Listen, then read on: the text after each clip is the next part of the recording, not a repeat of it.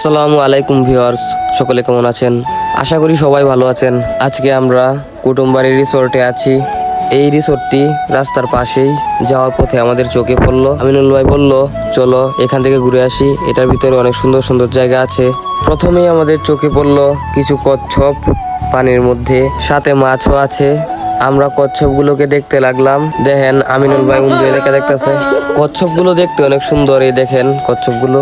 মোবাইলটা তার কাছে নিতেই সে চলে গেল। এখানে ক্যামেরায় সবগুলো শো করছে না, বাস্তবে আরো সুন্দর। আরো বিভিন্ন রকমের মাছ রয়েছে এখানে।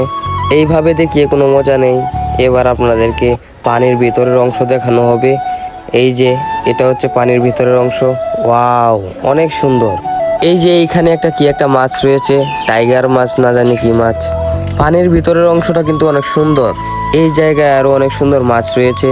এই যে কয়েকটা মাছ দেখা যায়। আজকে আমার ব্লগ এই পর্যন্তই। সবাইকে পাশে থাকার জন্য ধন্যবাদ।